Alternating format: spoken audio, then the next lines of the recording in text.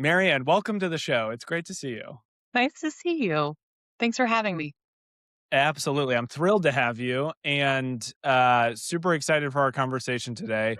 We had the chance to meet briefly a few weeks ago, actually on site at your HQ. And so I've been looking forward to this conversation. And I thought we could maybe just start with the quick background on who you are for those who aren't in the New York City charter space that might be listening to this.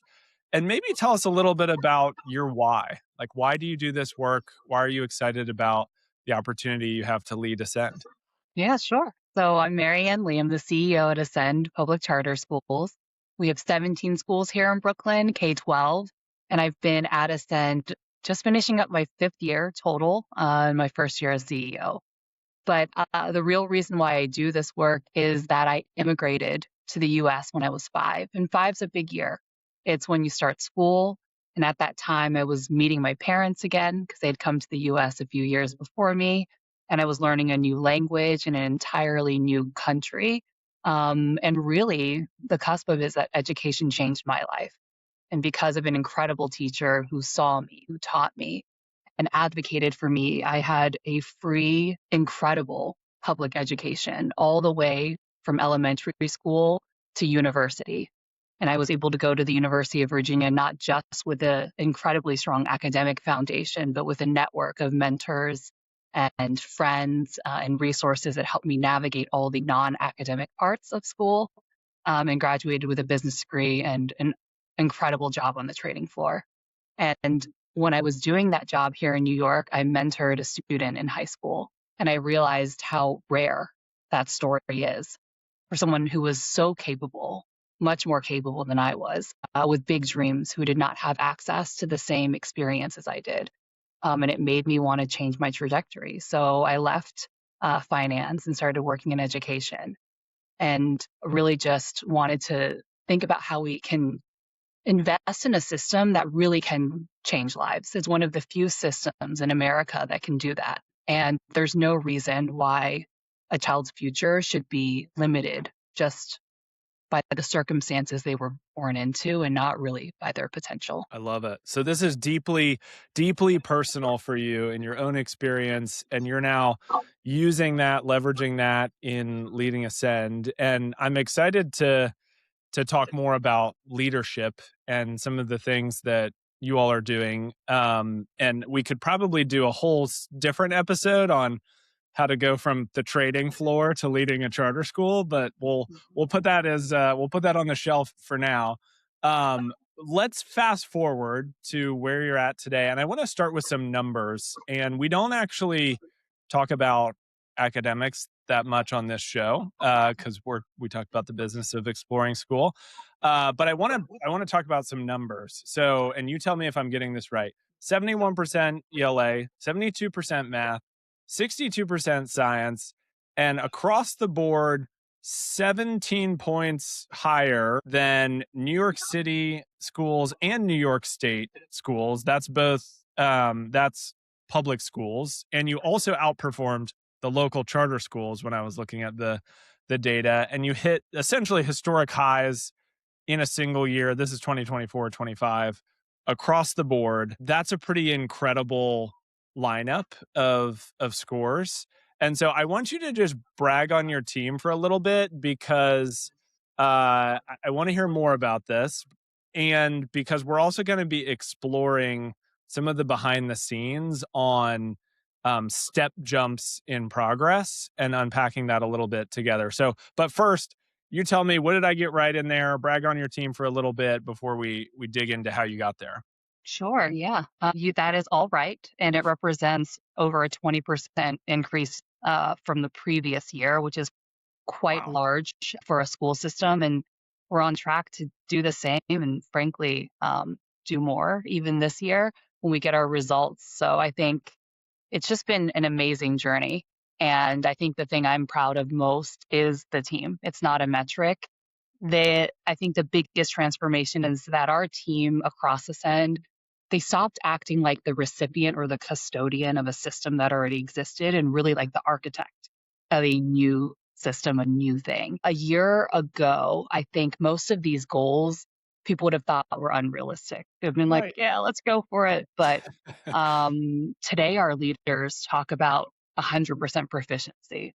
Like it's completely a normal expectation. They talk about adding components to our school design and doing it with excellence. Like it's completely normal. And I think it's because we've seen people change not just what they do, but how they think. And that is so much harder. Because of that, there's so many other things to brag on. Like we have received new multi-year investments from funders at Ascend. That is very new for us. We've gotten visits at almost every single school this year. That is very new for us. We've been able to roll out an entire new employee value proposition. It's inclusive of total rewards. So we prioritize teachers and we're doubling down on development. I just left a training of our new leaders. We call it our ascending leader process. We ran a formal process this year where we talked about all the leadership pipelines. People were evaluated but developed at the same time. We had 21 new leaders in that room, and that is 4 times the number there have been in previous years. So people are getting both formal training and consistent on the ground at bats before they even formally step into the role next year. That's huge. We've doubled down on our high school for the second year in a row. We have 100% of our seniors getting access to college. This year, 88% of them are doing it with financial aid at four-year institutions, Wow. and 3/4 of them are going to be the first in their family to pursue higher education. That That's is incredible. incredible. Yeah. It is such a story to tell. And amidst all of that, we've built a design for the future. We're saying there's so much more we want to achieve. And so we rolled out a new 5-year strategic plan and designed, just got enthusiastic support from our board for it that really talks about what it looks like to build backwards, not from college acceptance or graduation. Right? Most school systems will say, how do we work backwards from that? But really from a thriving life far out in the future. And, our teams are in the midst of planning that. They're building the electives that let kids find their passion and practice mastery. A critical component that we call Prosperity Lab, which is brand new, that really incorporates career exposure, career readiness, financial literacy to help them really have the durable skills to pursue those pathways, whether it's the first thing that they graduate with or they want to change careers. And really, honestly, they just deserve enormous credit. This team holds ambition and humility simultaneously. And I think that really lets us celebrate progress and go fast. What are you seeing on the staff engagement side? Because I think sometimes when people hear about, y you know, incredible growth in certain areas, maybe they have a cynical view on the staff environment, our staff being pushed to the limit and they can't handle these growth expectations. It seems like it's kind of the opposite. You mentioned 21 leaders now participating in your Ascending Leader program. Like, tell us a little bit about the staff engagement side of this and what you're seeing there, in addition to obviously, the incredible academic performance by the scholars. Yeah. So this year we have our highest staff engagement results since we've been doing engagement surveys. And it's been led with the domain, and you will not be surprised to hear this, of leadership efficacy. So we use an engagement survey that lets us compare really across the sector. And in the past year, Ascend has moved from the bottom to the top quartile in leadership efficacy across the organization. And that has let us move everything else. So our growth and development is in the top decile of charter schools. We have the highest intent to return. And I think we still have more progress that we want to make across the board, but performance and engagement should move in the same direction. They are force multipliers. They are not competing forces. And I think that is a misconception that many people have. Yeah, absolutely. Okay, so hopefully, if you're listening to this, you're thinking, how can I replicate these types of results at my organization? And hopefully you're a little inspired already, because I want to unpack what are some of the transferable or kind of practical pillars of what you all are doing at Ascend that others could adopt, whether they're a single site school in New Orleans or a growing network in Denver, sort of transferable regardless of the community that they serve. So I want to pose a question to you as you think about the last, 1 to 3 years. If you had to, well, I guess maybe two things. What do you think most people get wrong about driving change? So maybe we start there, and then a follow up to that would be if you had to boil down the success that you all are starting to see into three things that move the needle. What would those three things be? So what do people get wrong, and then what are kind of the three pillars that you're spending a ton of your time, effort, and energy on as a leader? Yeah. I love that question. I think from my perspective, the first thing, so what do people get wrong? I think people often start at the wrong entry point.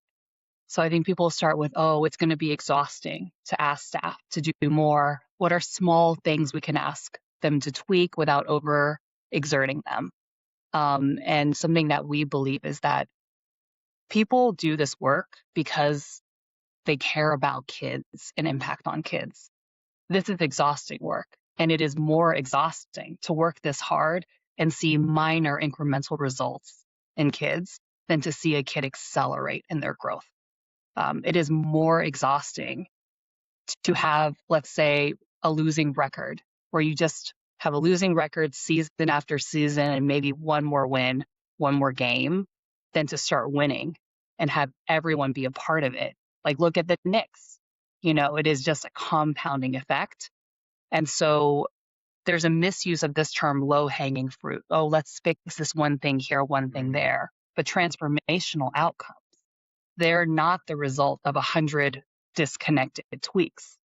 They are the result of a few bold decisions, and they have to be executed relentlessly, and you have to change what people believe is possible. So I think that goes to the formula. Like, it has to start with mindsets. And then from mindsets, you move to talent and then execution. So your mindset gets to set the stage. Like, everything starts with what people believe is possible. And most organizations dramatically underestimate what our students can achieve. And their systems inadvertently reflect those assumptions. We spent a lot of time changing our conversation from what can we improve to what would it take to get to 100% proficiency by next year. Like, culture is a collection of your shared beliefs. Culture is not rising to a feeling as a destination. It's rising to the level of expectations that then enable people to feel a way. So if you want different results, you start with the beliefs, you're explicit, and you go after them. So Once, yeah, how did that I want to dig into that. So just to recap, mindset, talent, execution. And yeah, I want to get into each of these, and you started to unpack mindset a little bit. And so building on that hidden belief that I think sadly seeps into a lot of teachers and administrators over the years that, well, we can't set the bar too high because we don't know if our particular group of students we're serving can reach that. And it becomes this sort of downward spiral of negative expectations. um how do you confront that at the culture level for an organization? Like, how do you begin to shift mindsets? Because it's one thing for you as a leader to come in and say, I believe this. It's another to get your staff to believe it and show up at work each day believing it. So, what are some of the things that you feel like you all are doing at Ascend to confront or dismantle that sort of core belief at a cultural level? yeah. I think no one ever comes out and says, I don't believe kids can achieve. That's Right. that's pretty rare. Um, Yeah. but as a leader, you have to know what must be true, what must everyone believe, and what does it look, sound, feel like for everyone to believe that. What are the behaviors that you want to accelerate, reinforce, that demonstrate those beliefs? And then what are the ones that don't? And culture is simply set by what leaders tolerate and what they don't. And one way or another, there are things you tolerate and things you don't, even if you think you're not. And so for us, we boiled our belief system to two simple ideas. One is that all students are capable of extraordinary outcomes. If anyone comes and says, this student can't X, we don't we don't start there. We're asking more questions. That is never the way that we start a conversation. But the second is that all adults are responsible for helping them achieve those outcomes. And that starts from the very top down to every single classroom. Um, our leaders here, they have lived versions of the stories that our students have lived, and they've come from families that have immigrated to the US, from families that have navigated poverty, that have pursued lots of different educational experiences. There's no difference between what they may have experienced themselves, what they want for their own kids, and what it is that we want for all the kids in our system. And I think we have to start there. If data does not demonstrate the level of growth we know kids are capable of, we interrogate that deeply with those beliefs rooted at the core. And so we're always talking about the potential of kids and then what adults can do about it. You mentioned earlier this this kind of inextricable link between performance gains and staff engagement, and I thought that was a really strong reframing that, at the end of the day, staff are going to be motivated by what they're seeing in the students as opposed to burnt out. And I love the example of being on the losing team. The game is hard whether you win or lose. So you might as well play to win. What have you seen in terms of a tipping point where you've noticed momentum building? Because I would imagine this happens slowly and then starts to pick up steam. There's always you always have your innovators and first movers on a staff, and then you have the broader majority that gets excited and is pulled into the culture. What have you noticed just from a mindset shift perspective in your staff in building a high performance environment? Like, any observations as you reflect on the last 12 to 18 months? Oh my gosh, there's so many. Um, I think everyone does confront this. For us, we were intentional. We knew you wouldn't see the gains right away. But Mhm. once you plant the seeds and we know what we're looking to reinforce and what we're not going to tolerate, you look for that every single place. And before the entire garden blooms, there's buds, and you have to look for the buds. And if you're not a gardener, you might walk past a patch that looks like dirt and you don't see anything. But if you're the gardener, you see every single bud that's blooming. And so it's lifting up and pointing out every single sprout before it grows. You're talking about how much it's grown. Oh my gosh, there's a leaf. I saw a flower here on this plant. And then you see everyone else start to do that. And so, even in the course of this year, just going from the launch of the year into the fall, after the first benchmark going into the second, the way we narrated the wins, the way we talked about the wins that were to come, and when you're deeply in the work and data driven, you know what's about to happen. You saw that cascade throughout the entire system. So then people were talking from a place of optimism. We had after a certain round of benchmarks, I got daffodils for some of our school leaders, and this was right in just the coldest, darkest days of the winter. And I said, the daffodils are the first flowers to bloom, and it is the first sign of spring. And look at all of this work that you've achieved and think about what is about to happen in the next month. And I think, people start to then see the evidence everywhere. Before Mhm. spring comes, you notice every single sign. And so it changed how they approached every challenge. Yeah, and I would imagine, you know, if you're a leader and your manager is bringing that type of messaging to you and being intentional to say, even just using the daffodils example, how encouraging is that for you as a people leader to say, I need to go encourage my staff a little bit today, this week, this month, and highlight the things they're doing so great, even though we don't know if we're, you know, at our goal yet. Um, so I want to talk more about talent because this was your second pillar. And it sounds like you guys have thought a lot about the people and empowering the people to do the work, shifting the mindset, obviously being the first key pillar here. What do you feel like you all have done differently at a talent level to make the promise of, high quality instruction for every student a reality and not just a tagline on the website that frankly most schools have on their website. How do you change that at the talent level? Maybe unpack for us a couple thoughts there. Yeah. So this is, let me break it down to a business case. If transformation is mindset, resources, execution, when you think about a school system, what are the resources? So curriculum's great, pencils, laptops, you need that. But schools are human-powered organizations. So your greatest and most important resource is your talent. And if you think of your talent as your most important resource, then you understand that your strategy is important, but the quality of the people that implement your strategy matters the most. So we were very clear about the profile that we were going to look for in terms of who we attracted. We were very intentional about the mindsets and even describing internally those profiles so we could develop everyone into it. And then really building an employee value proposition to retain those educators and leaders. And what we found, people think about why people stay. Compensation is important. We've made huge gains there. Next year, we've been able to invest deeply in teachers. So all of our teachers start at 75,000 and can make well over 100K. Like, it has to be a job that you can see yourself in and live in. And they're just as excited about the development they were getting.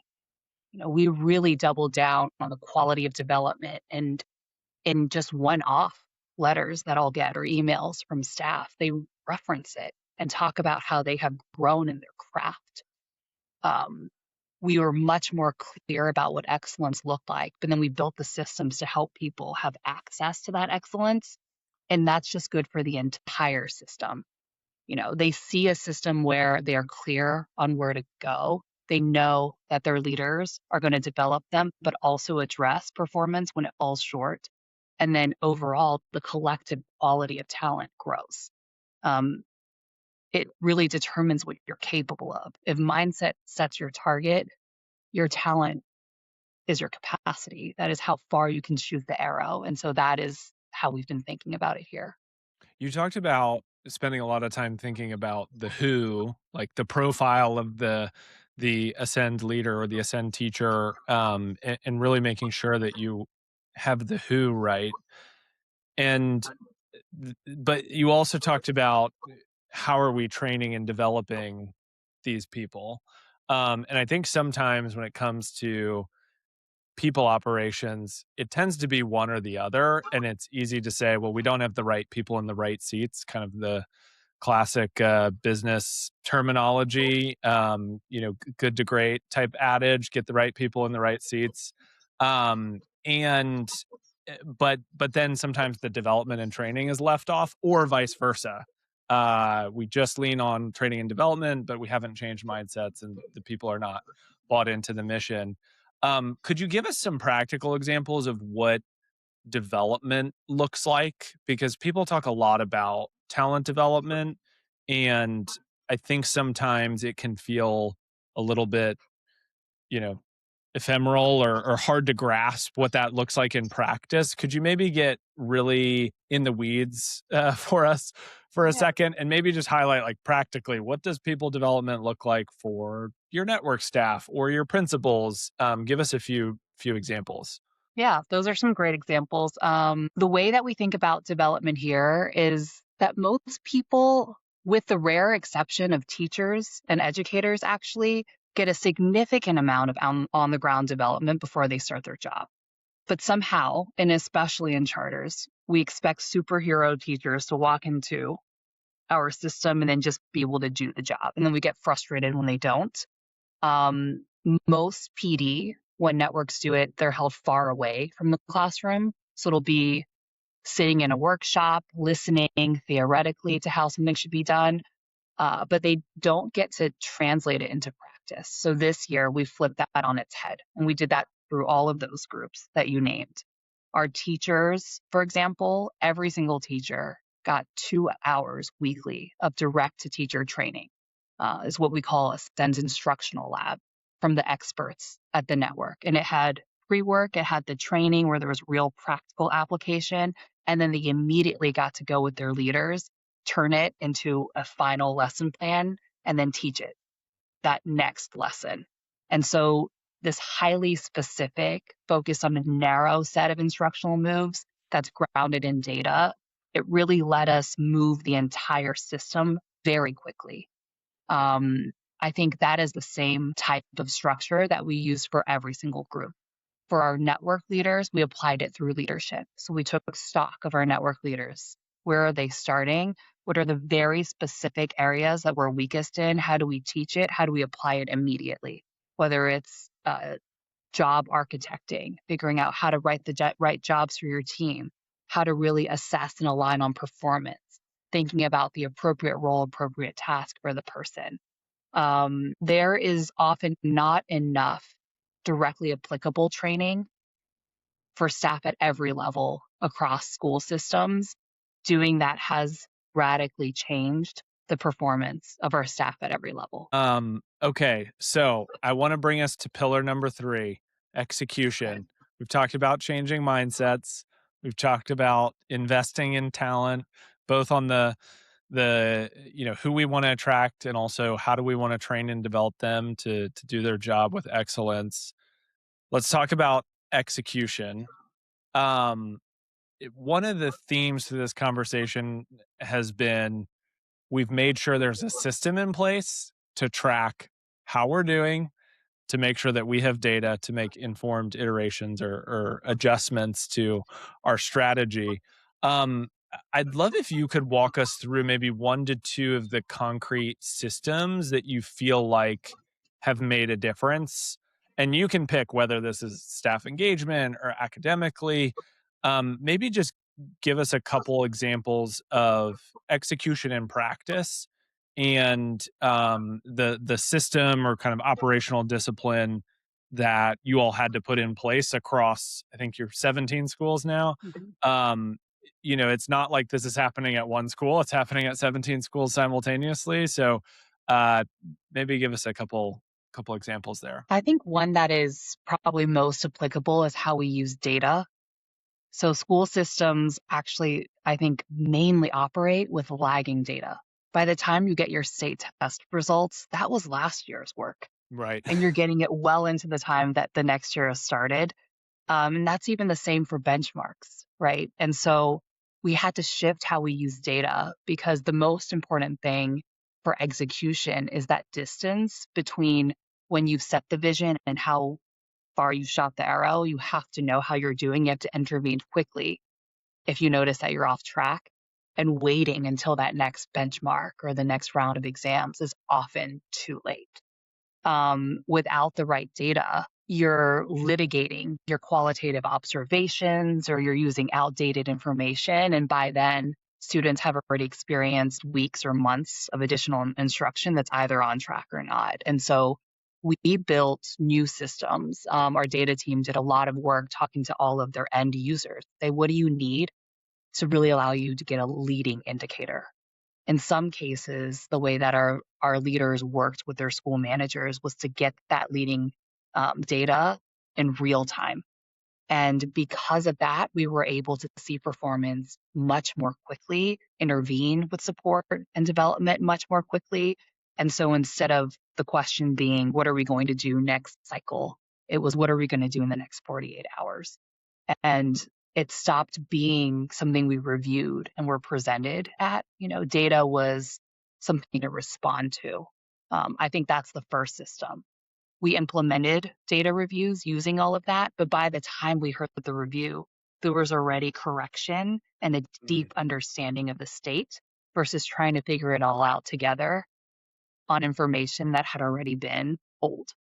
And is this just again wanting to make it practical and transferable for others who might be listening? This is maybe let's just go with math scores or Yeah. something like that as an Hmm. example. What you're describing is maybe you do a practice test and Exactly. principals are receiving the data on scores by grade level, and then that data presumably is getting rolled up at the network level, and then you all are able to make decisions on Are we trending in the right direction? Are we not? And then at the student level, teachers are able to see progress student by student. That's essentially what you're describing. Is that correct? And Yep. are there any tips or learnings from trying to stand this up that you would recommend for others? Things you learned along the way, trying to tinker with the flow of data and getting it actionable instead of sort of postmortem. I think you learn a lot when you look at data in real time about the coherence of your entire design. So you can take a benchmark exam, but you have unit assessments along the way. You have exit tickets daily. You have classwork that teachers are collecting. All of that data should have a similar pattern or trend. And when you start to see gaps that are widespread, that is really a reflection of the coherence of your entire system. When you see gaps in data that are individualized, you know that that is a teacher gap, right? Where a teacher can do more with that student. So you learn about your system either way, but know that it can be one of those two. Um, I think the other is that the qualitative data does matter as well as the quantitative. So when we look at this data, for example, I was in schools once a week, even as CEO, and we just have that expectation so that we're constantly aligning and norming. The benefit of that is we are not just using one or the other. Things look good at this school. They look good that day when I was there in Right. that Yeah. classroom, in that moment. But that matches what I am seeing in the quantitative data as well, or vice versa. The data can look good, but the classroom cannot meet the expectations for the community of learning that you would want for kids as well. And both of those are important things to know. I love it. Okay, so the data is a perfect example. Uh, as you think about execution, and you guys are trying to do a lot all at once, as you talked about, you're on pace to essentially, hopefully repeat or overperform last year's growth metrics, which is phenomenal. Um, what are I asked you at the beginning to brag on yourself. Now I'm going to ask you to rag on yourself. What have you learned as a leader that you feel like, as you all have gone through this transformation, you wish maybe you hadn't done, or wish you had spent more time on, or maybe reflectively feel like this was a lesson that if I could go back and talk to Maryann 2 years ago, I would tell her this. Anything come to mind in that bucket? I mean, yes, many. I think the first is this lesson around using data and intervening early. I think that's a lesson we've learned this year. Okay. So what we know is that the results are validated. The trajectory of an individual school performance is validated by both the qualitative and quantitative data, and we have to take action soon if we see something's off course, or else that gap will just continue to widen. And certainly our schools are on track, but we want to make sure we're doing it sooner because that is more supportive to every single member of that school community. Um, I think another is that the clearer you are as a leader, the more everything else just seems streamlined and easier. So I'm not saying to limit the amount of ambition, but oftentimes when people say, "Oh, we're doing so many different things," and to you, they all go together. You're saying, I can't let go of one of them. I think it is a reflection of your own clarity. And so I think it is what really pushed us so hard to get that 5-year strategic plan and vision for the future. It'd be easy to say, we'll do that later. Let's get to this Mhm. destination first. But you must have both so that everyone can understand the coherence of what you are doing. All right, so our time is coming to a close. I have a couple rapid fire questions. Does that work? Okay. Yep. All right, let's do it. So, uh, if I'm a leader and I feel like I'm stuck in what I'll call incremental mode, 1% growth, 2% growth. This is something that you've kind of fundamentally challenged at the beginning of this discussion. What's the first thing you'd encourage them to do? I would ask them to sit in their environment as a neutral participant, not the CEO, not as anyone who knows it or has worked there, and ask if they have normalized the pace of change they're experiencing. Mm. You'll listen to what people say, you'll look at the goals they've set, you'll see how people talk about their work. Um, and one of the hardest things to reckon with is the extent to which people have become comfortable with progress that's technically positive but insufficient for their aspirations. And so those assumptions are important because it allows them to do all the definitional work that it will take to shift the mindset and change the pace. What's giving you the most energy right now at work? Every day there's something. This last week, our high schoolers came to visit the network office. This is 9th through 12th graders. Most of them, this is their first time ever seeing this office, even though we sit in one of our schools. They presented to us about the transformation happening at the high school. And for them, Very cool. they came in with their new uniforms, which really just look so professional and still allow them to express themselves. And they got to sit with different functional teams. I got to see them when they started that day. They were so nervous. There's 100 people they're presenting to, literally 100 staff members here. And by the end of the day, they're sitting in a meeting, with our marketing team, we're planning our convocation, and they're helping us ideate on how to make it great. Just the level of confidence they were walking out. It was a transformation in a day. Like, you get to see that in real time. So that's one. Our finance team, people always forget about finance. They think it's a support team. 2 weeks ago, every single member of the finance team were trained by someone on our school's team, one of these experts who trains our teachers on how to read to students, because our CFO has listened to us say, like, we really want to cultivate this love of reading, this love of learning in every single person. And they volunteer to go and read books to our lower school students. So they went to our schools and did that. There are people on that team that have been at Ascend for more than 10 years and haven't been in front of a classroom in that way. So that was just so amazing to see. Not just the Yeah, fact that they did it, but how excited they were, like what it felt like for them. Like, everyone just feels like they're contributing and want to contribute in a different and bigger way. So I love it's that. Yeah, amazing. makes a big difference when you're working on a budget or reading the P&L, and you can envision the students that you read to 2 days ago. It's a Yes, totally different, brings a totally different lens to excel. All exactly. right. So last question for you, and we ask everyone this that comes on the show. Any favorite resources right now, or tools, or books, or anything that you are finding interesting or beneficial to you as a leader, as a CEO? Yeah, mine is not a traditional one. I would say definitely this Good. podcast. Okay. But I do a lot of reading, and there's a lot of great business books, but a book that I have really loved and been talking about is this book, James. I don't It's by know this Percival one. Everett.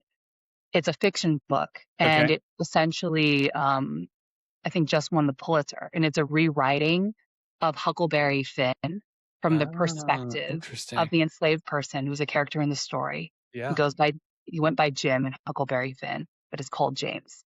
And it's the same story in a completely different perspective. Hmm. And I think, when I think about mindset, I often think about my own. And every time we're in a new phase, I have to evaluate myself and say, how do I need to grow to meet this phase of the organization? And that book was just such a good reminder that there's always a different perspective. There's more information you find through that perspective, and it changes your choices, what you know, what you decide, what you determine.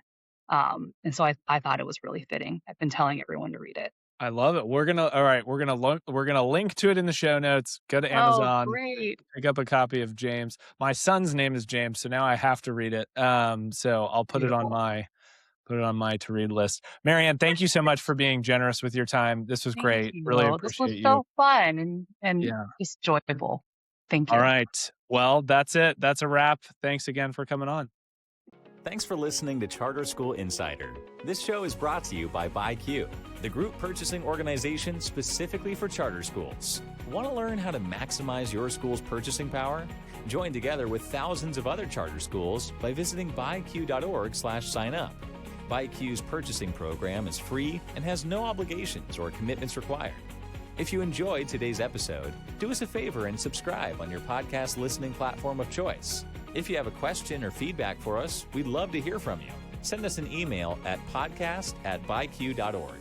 Thanks, and we hope you'll tune in for the next one.